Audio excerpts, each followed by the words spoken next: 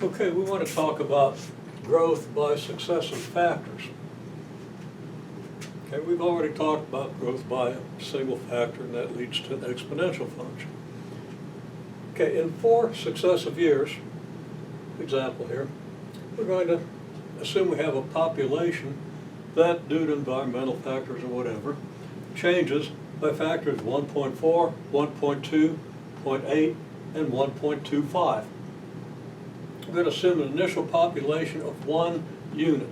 Now that unit might be, if it's animals, it might be thousands of animals. It might be millions of small animals. It might be milligrams of bacteria.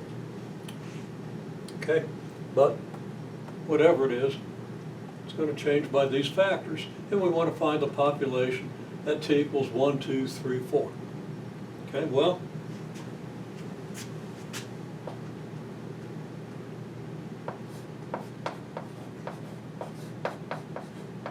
for the first year,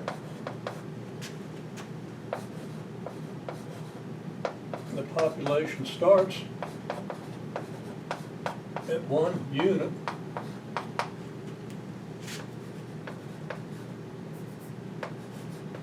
and grows by factor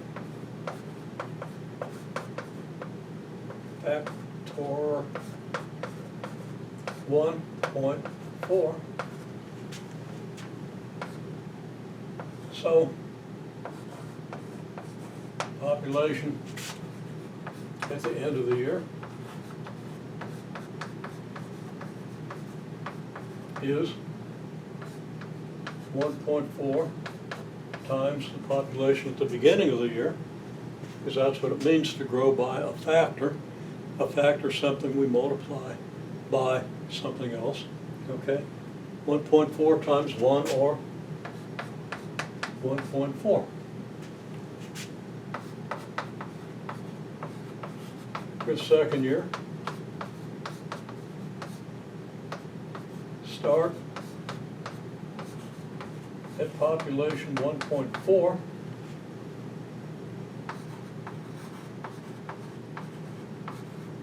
and grow by factor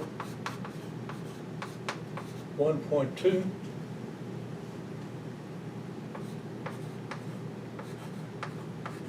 population at the end of the year, and I'm going to say at t equals 2 because that's what we're doing. T equals 1, 2, 3, 4. At the end of the first year, t is 1. At the end of the second year, t is 2. So population at t of 2 will be the growth factor times the population, 1.2 times 1.4. And that, if I get my arithmetic right, is 1.68. Okay? Well, now I could write out all these statements. The next statement's going to be, well, we start at 1.68 and grow by factor 0.8. So we end up at t equals 3 with population 0.8 times 1.68, and we'll figure that out. We're going to do this in the form of a table. Okay, so here we have t, here we have population,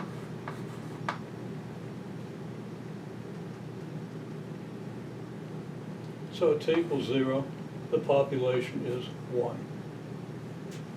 At t equals 1, the population is, well, growth rate. And let me modify this table just a little bit, okay? I want to go ahead and put an intermediate number in here. I want to put the growth factor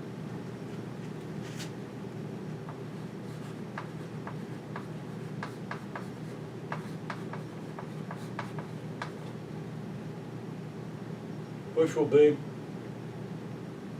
in the population.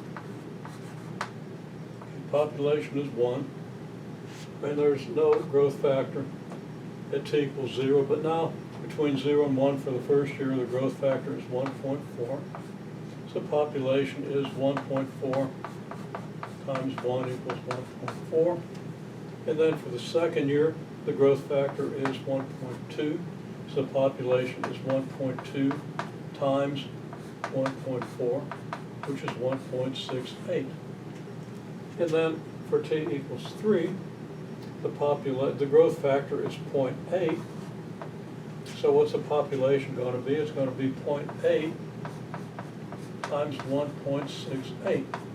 Now, if I keep my decimals straight, 8 times 17 is 126. So that'd be 1.26, but it's 0.02 less. So it's going to be 0.016 less.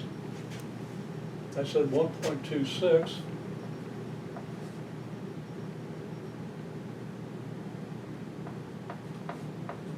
So I think it might be 1.0244. Okay?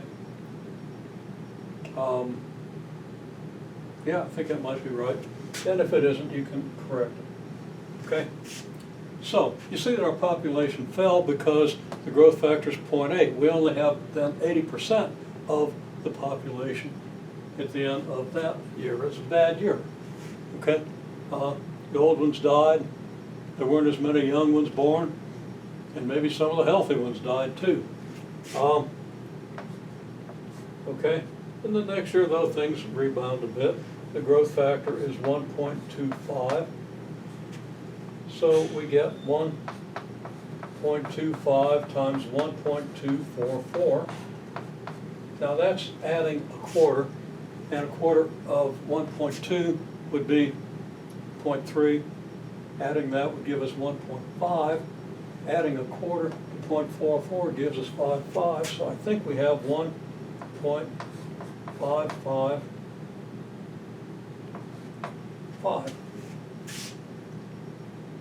I won't guarantee that, but I think that's plausible. Whoa.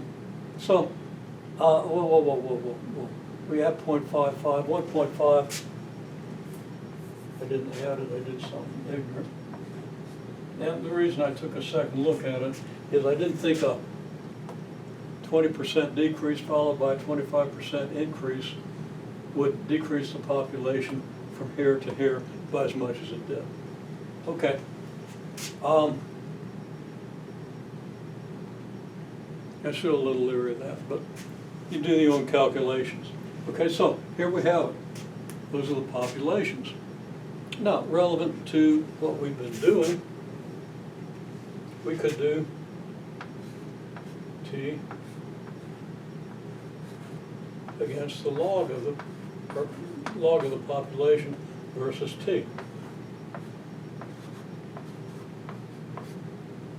Okay, and the log of 1 is 0. And now,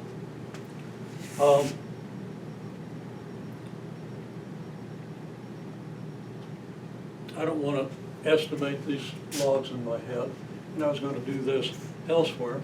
So I recommend that you complete this table, and then in the next video, we'll do these logs, and we'll compare the log graph with the population graph. The population graph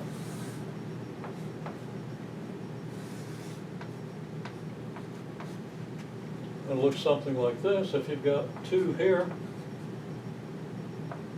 and 1 here, okay, the population starts out at 1. It goes up to 1.4. So if this is 1.5 here, then 1.4, and let's go ahead and do the 1, 2, 3. Well, didn't get that very even. Forgot that I had the 4 there, but I lucked out. It's fairly good. Okay, so at t equals 1, population is going to be 1.4. At t equals 2, the population is going to be 1.244. That's pretty close to 1.25. So we're going to have a point about here. And then we're back up to close to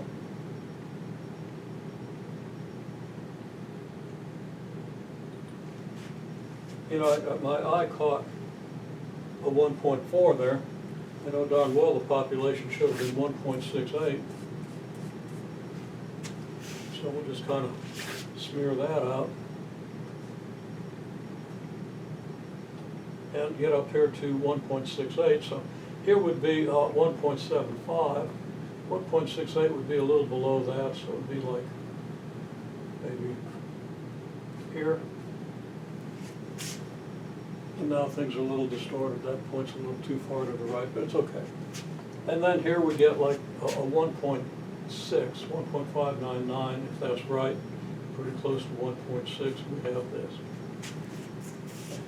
Okay, we see if there's an upward trend to the population.